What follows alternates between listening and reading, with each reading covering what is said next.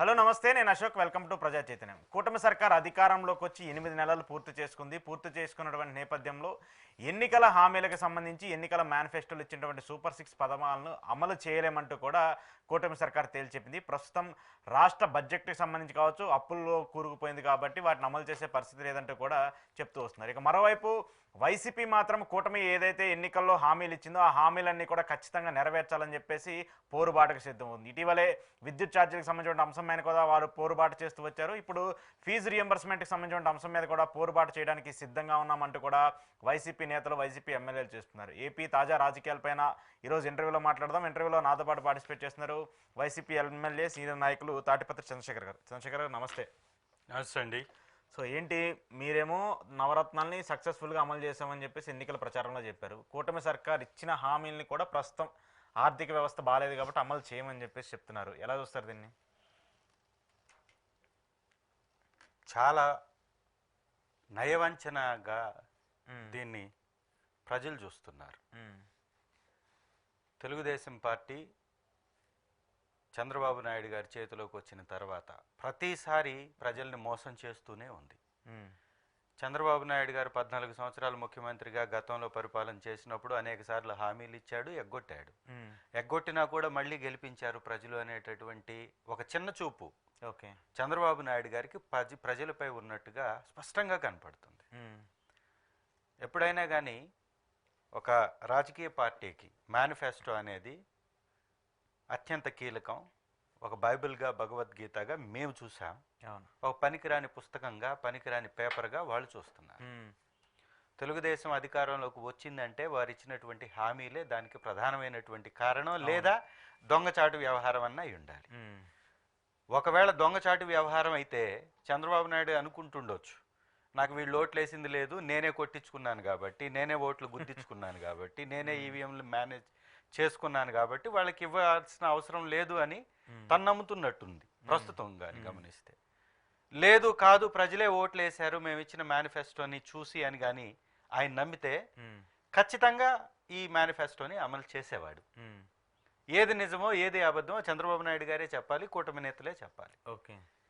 YSR Congress party ఇదే budget తోటి ఇదే రాష్ట్రాన్ని అన్ని రంగాలలో పరుగులు పెట్టిస్తూ పరిపాలన సాగిస్తూనే పథకాలు మొత్తాన్ని మేము అమలుపరిచాం. నీకు ఎక్కడి నుంచి ఆర్థిక లోటు కనపడుతుంది, ఏ విధంగా నీకు గతానికి ఇప్పుడు ఆర్థికంగా వెనకబడిపోయావు చెప్పాలి కదా చంద్రబాబు నాయుడు. ఎలా వెనకబడిపోయావు? ఈ రాష్ట్రంలో గతంలో వచ్చినటువంటి ట్యాక్సులు వస్తున్నాయి, గతంలో వచ్చినటువంటి కేంద్ర నిధులు ఆటోమేటిక్గా ఇస్తున్నారు వాళ్ళు. ఇవాళ మీరు అవి కాకుండా అప్పులు కూడా విపరీత ధోరణిలో చేసేశారు. ఎఫ్ఆర్బిఎం పరిమితుల్ని మించే విధంగా మీ అప్పులు లెక్కలు కొనసాగుతూ ఉన్నాయి.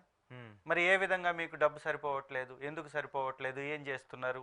గతంలో ఇచ్చినటువంటి పథకాలకు సంబంధించినటువంటి డబ్బుని ఎక్కడ వెచ్చిస్తున్నారు? కనీసం ఫీజులు కూడా మీరు ఇవ్వకుండా 3,900 కోట్ల రూపాయలు కూడా ఫీజులు ఇవ్వలేదు అంటే 1,27,000 కోట్ల రూపాయలు పైచిలుగు అప్పులు చేసి 3,900 కోట్లు ఫీజు రీఎంబర్స్మెంట్ మీరు చెయ్యలేదు అంటే మీరు ఇది చేస్తుంది మోసం, దగ, పాపం కాదా అని అడుగుతున్నాం. మీరు అప్పులు చేశారు, అందుకోసం ఇప్పుడు పరిస్థితి ఎలా ఉందని చెప్పేసి నేను ఒక పెద్ద పవర్ పాయింట్ ప్రజెంటేషన్ ఇచ్చి ఈ మాట అల్లు రానివాడి ముందెళ్ళి అన్నా కూడా థూ అని ఊస్తాడు అన్నవాడి మీద.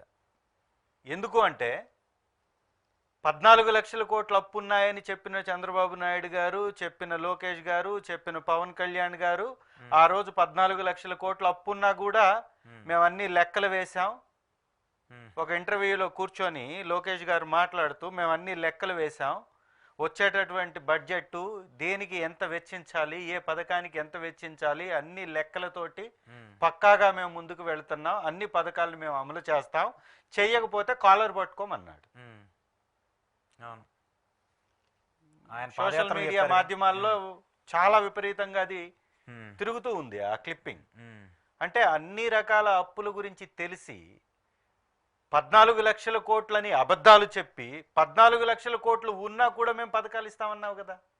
ఇవాళ 14 కోట్లు లేవు అని తెలుసు, 4 లక్షల కోట్ల చిల్లరే అని మీరే మీ బడ్జెట్లో ప్రవేశపెట్టిన దానిలో క్లియర్గా బుక్స్లో ఎంట్రీస్ ఉన్నాయి. కేంద్రం కూడా అంత తప్పు లేదని క్రిస్టల్ క్లియర్గా చెప్పడం జరిగింది. ఇవన్నీ అయిన తర్వాత అప్పు లేకపోగా విపరీతమైన అప్పులు మీరు చేస్తూ ఇవాళ ఒక్క పథకాన్ని కూడా ఇవ్వకపోవటం అంటే ఇది దగా కాదా? ఇది మోసం కాదా? ఇది ప్రజల్ని వంచటం కాదా? ఈ డబ్బంతటిని ఎటు మీరు వెచ్చిస్తున్నారో చెప్పకుండా పరిపాలన కోసమే ఈ డబ్బంతా వెళ్ళిపోతే మరి మా పరిపాలనలో మేమిచ్చినటువంటి డబ్బు ఏమైపోయింది? అంటే ఎంత పారదర్శకంగా మేము ఇచ్చాం. ఇవాళ నిస్సిగ్గుగా పోర్టుల నిర్మాణాన్ని కూడా వారి ఖాతాలో వేసుకుంటున్నటువంటి తెలుగుదేశం వారు. పోర్టులు నిర్మించింది ఎవరండి? నిర్మాణం జరిగింది ఎప్పుడు? దానికి వెచ్చించినటువంటి డబ్బు ఎవరిది? ఈ రాష్ట్ర ఖజానా నుంచి పోర్టుల నిర్మాణానికి ఖర్చు చేశాం. ఆ వ్యాయం పోయిన తర్వాత కూడా 2,75,000 కోట్ల రూపాయల డబ్బుని ప్రజలకు, పేదలకు అందించాం. ఏమైంది ఆ డబ్బు అంతా? ఎవరు తినేశారు? ఎవరు మెక్కుతున్నారు?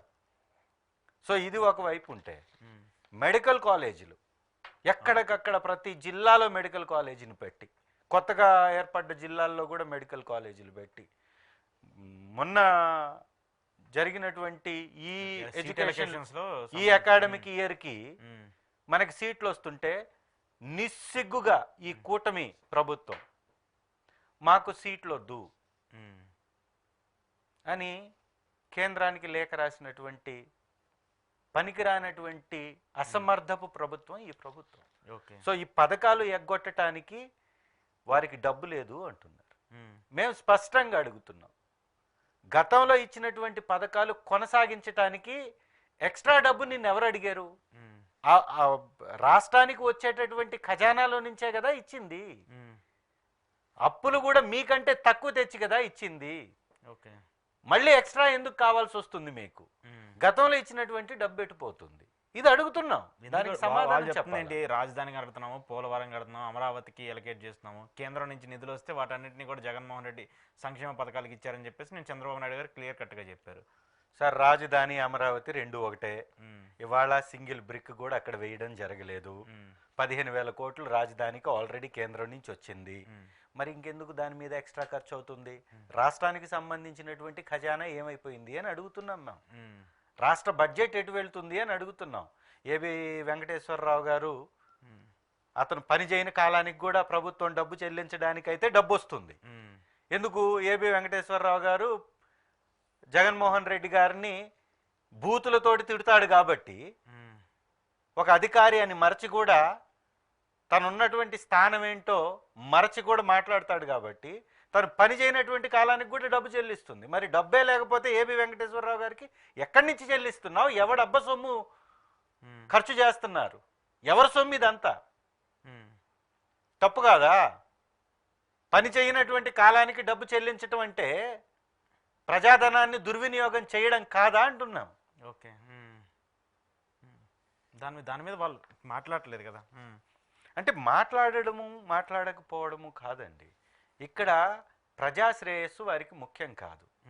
ప్రజలంటే వారికి గొర్రెల్లా కనపడుతున్నారు. ప్రజల్ని వారు మనుషుల్లాగా కూడా చూడట్లేదు. ప్రజల్ని వాళ్ళు ఒక ఓటర్గా ఓటేయించుకోవడానికి భ్రమ పెట్టి ఆశ చూపించి ఓటేయించుకున్న తర్వాత వారితో పని లేదు అనే విధంగా వీరు ప్రవర్తిస్తుంది వాస్తవం. అంటే ఇప్పుడు ఇక్కడ పవన్ కళ్యాణ్ గారు మాట్లాడలేదు హామీలకు సంబంధించి. ఆయన గతంలో ప్రభుత్వానికి పాలసీల మీద కొంచెం వ్యతిరేకత చూపించారు. బీజేపీ అయితే ఆ సమయంలో మేనిఫెస్టో ముట్టుకోవడానికే వాళ్ళు అసలు సాహసం చేయలేదు.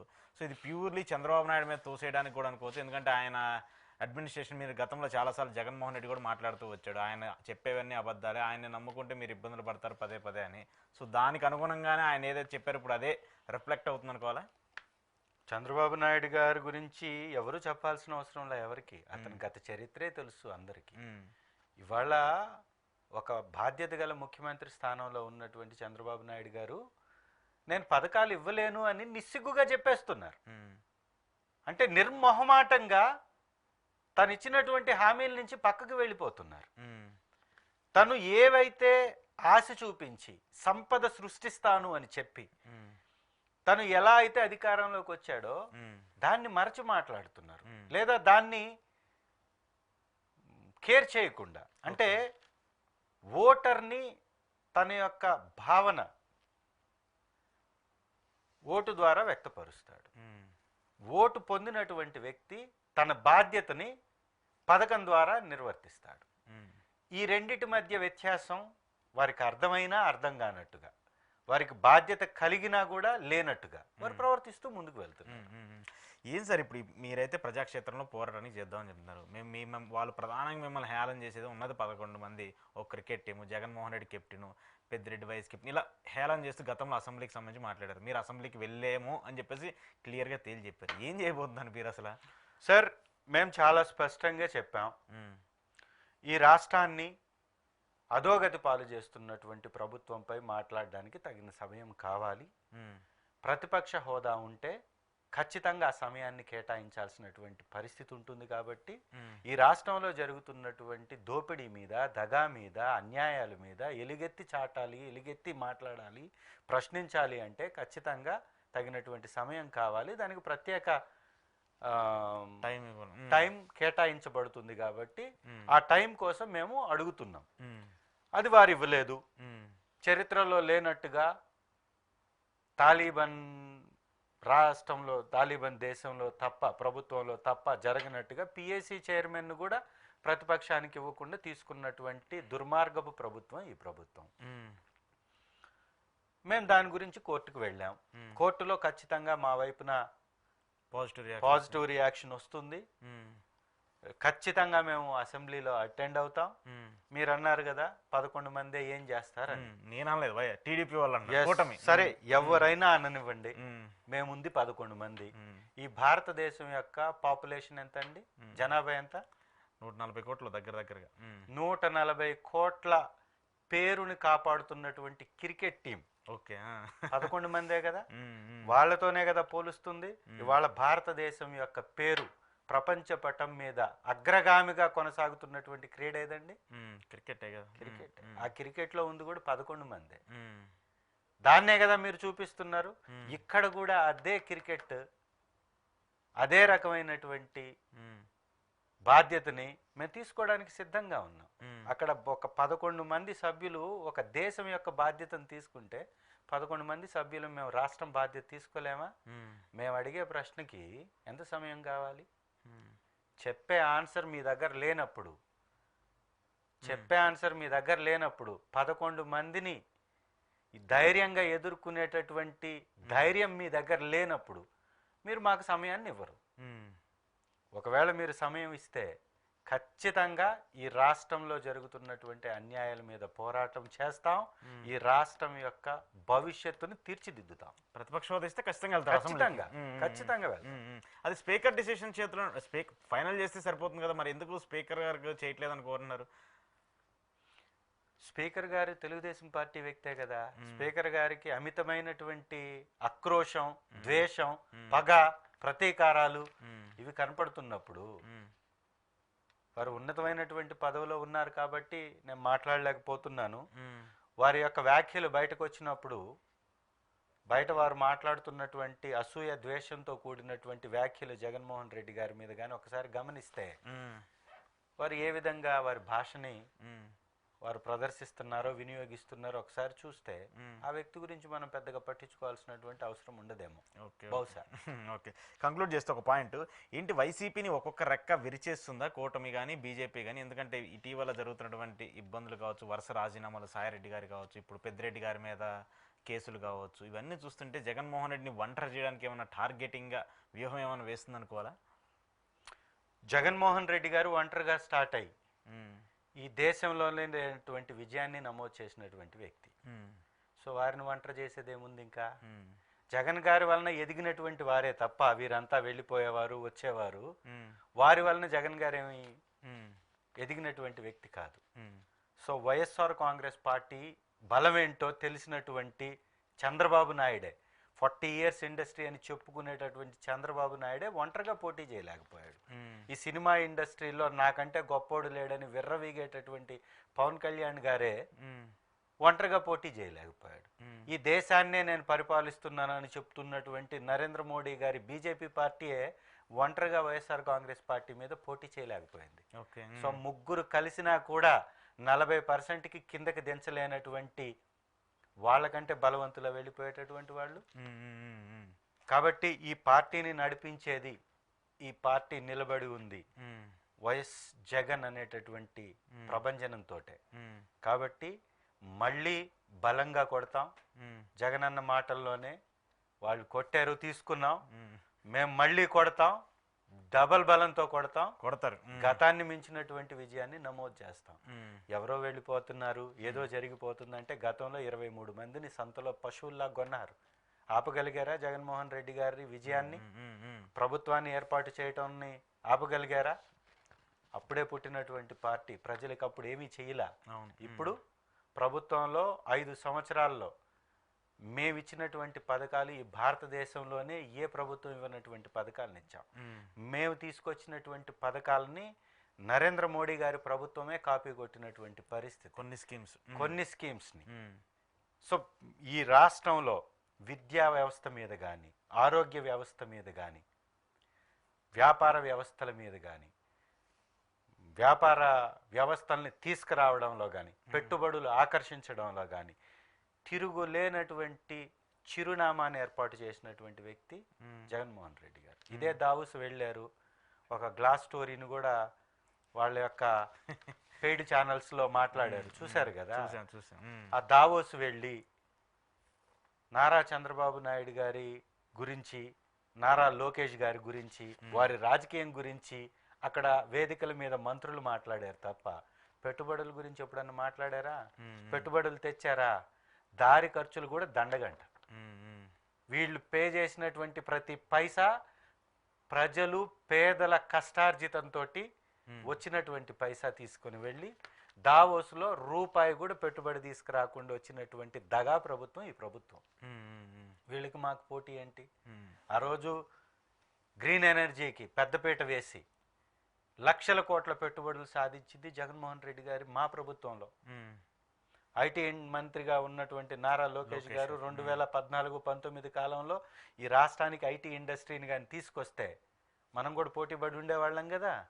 డెఫినెట్గా హైదరాబాద్ తోటో, బెంగళూరు తోటో, పూణే తోటో మనం కూడా పోటీ పడేవాళ్ళం కదా. ఇవాళ ఎక్కడుంది మన స్థానం? ఎందుకు? ఐటీ మంత్రిగా ఉన్నటువంటి నారా లోకేష్ గారు అట్టర్ ఫ్లాప్ అయ్యారు కాబట్టి ఏ వ్యవస్థలు రాలి. అదే మేము వచ్చిన తర్వాత ఇన్ఫోసిస్ని తీసుకొచ్చాం వైజాగ్కి, అదాని డేటా సెంటర్ని తీసుకొచ్చాం. మారుమూల పల్లెటూరులోని జిల్లా హెడ్ క్వార్టర్స్లో కూడా ఐటీ వ్యవస్థను తీసుకొచ్చాం, పరిచయం చేశాం. ఒంగోలులో కూడా ఐటీ కంపెనీ ఉంది, వైఎస్ఆర్ కాంగ్రెస్ పార్టీలో వచ్చింది. ఇవాళ వాళ్ళు మాట్లాడుతూ ఈ రాష్ట్రానికే ముఖ్యమంత్రి కాబోతున్నారు మా యొక్క చిన్నబాబు అని చెప్పుకుంటున్నటువంటి వీళ్ళు ఈ 8 నెలల్లో చిన్నబాబు వలన సాధించినటువంటి ఘనత ఏంటయా అంటే, వారు నిర్వహిస్తున్నటువంటి శాఖలో వసతి గృహాల్లో బాలికలకి ఇచ్చే నాప్కిన్స్ మీద, శానిటరీ ప్యాడ్స్ మీద కూడా ఏ విధమైన దుర్మార్గపు క్రీడ కొనసాగుతుందో మొన్న వీడియోస్ చూసాం. అది మాట్లాడుకోవడానికి కూడా సోషల్ మీడియాలో చాలా ఇబ్బందికరంగా ఉంటుంది.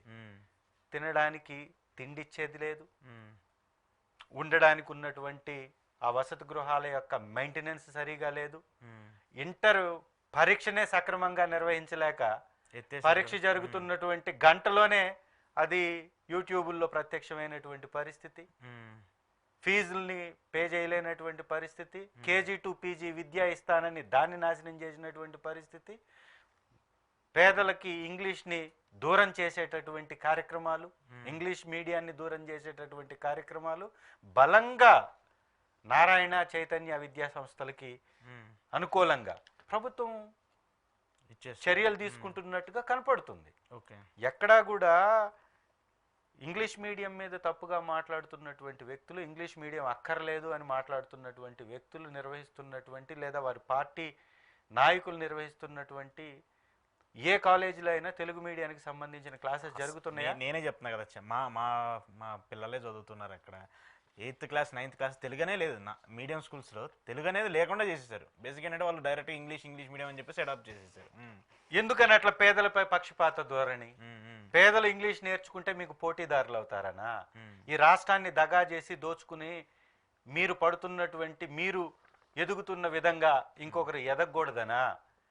విద్య నేర్చుకుంటే పేదలు కూడా అభివృద్ధి పదంలో నడుస్తారనేటటువంటి విద్వేషపూరిత వ్యవహార సరళ. ఎందుకు మీరు ఇంగ్లీష్ మీద పక్షపాతంతో, ఇంగ్లీష్ మీద పక్షపాతమా జగన్ మీద పక్షపాతమా? ఖచ్చితంగా పేదల పట్ల జగన్మోహన్ రెడ్డి గారు చూపించినటువంటి ప్రేమ, బాధ్యతని వీళ్ళు తట్టుకోలేనటువంటి పరిస్థితుల్లోకి నెట్టవేయబడ్డారు. విద్యా వ్యవస్థ మీద ఎంతైతే మేము ఖర్చు చేసాం, మా ప్రభుత్వం ఖర్చు చేసిందో దానిలో సగం కూడా ఖర్చు చేయనటువంటి ప్రభుత్వంగా ఈ ప్రభుత్వం నిలబడిపోతుంది. కాబట్టి వీరికి మాకు పోలికే లేదు, పొంతనే లేదు. ఎవరో వెళ్ళిపోతారు, ఎవరో వస్తారు అని జగన్మోహన్ రెడ్డి గారు ఏమి ఆశతోటి నమ్ముకొని ఇంకొకరి మీద డిపెండ్ అయ్యే లేరు. ఈ పార్టీ వైఎస్ జగన్మోహన్ రెడ్డి గారి యొక్క కష్టార్జితంతో ఎదిగినటువంటి పార్టీ. మాలాంటి సామాన్య కార్యకర్తల కష్టంతో ఎదిగినటువంటి పార్టీ. ఖచ్చితంగా సామాన్య కార్యకర్తలు ఎప్పుడు పార్టీకి అండగానే ఉంటారు. లాలూచీ రాజకీయాలు చేయాలనుకునేటటువంటి వాళ్ళు మాత్రమే, లేదా వ్యక్తిగతంగా ఈ కూటమి నేతలు భయభ్రాంతులకు గురి చేసి అక్రమ కేసులు బనాయిస్తావు, కొంతమందిని కావాలని వాళ్ళ వైపున వశపరుచుకుంటే తప్ప ఇష్టంగా వెళ్ళి కూటమిలో చేరాలనేటటువంటి ఆలోచన ఎవ్వరూ చెయ్యరు. ఇది వాస్తవం. ఇబ్బందుల వల్ల వెళ్తున్నారు అంతే. సో కొంతమంది మీరు ఉన్నటువంటి 11 మంది మీద ఆరోపణలు వస్తున్నాయి కదా, వాళ్ళు కూడా చెప్తున్నాం కదా, 11 మందే ఈ దేశం యొక్క ప్రతిష్టని నిలబెడుతూ ఉంటారు ప్రపంచ పటంలో, ప్రపంచ దేశాల మధ్య. మీరు కూడా క్రికెట్ టీం, మరో ఇండియన్ క్రికెట్ టీం అంటే వాళ్ళు అదే కదా ఎగతాళి చేస్తుంది. దాన్ని కూడా మేము తీసుకుంటున్నాం, పాజిటివ్ గా తీసుకుంటున్నాం. వారు మాట్లాడేటటువంటి వాళ్ళు చేసేటటువంటి గేలిని, వాళ్ళు చేస్తున్నటువంటి అపహాస్యాన్ని కూడా మేము పాజిటివ్ గా తీసుకుంటున్నాం. ఎస్, మేము 11 మంది, మేము మీకు దమ్ము ధైర్యం ఉంటే మాకు సమయాన్ని కేటాయించి చూడండి. 11 మంది దెబ్బకి మీరు తట్టుకుంటారా లేదా అనేది ఈ రాష్ట్రం చూస్తుంది. రైట్ సార్, చూద్దాం మరి మీకు అలాంటి అవకాశం వస్తుందా లేదా. Thank you Chandrashekar, thank you very much. ఇది చంద్రశేఖర్ గారితో ఈరోజు స్పెషల్ ఇంటర్వ్యూ. చూస్తూనే ఉండండి ప్రజా చైతన్యం.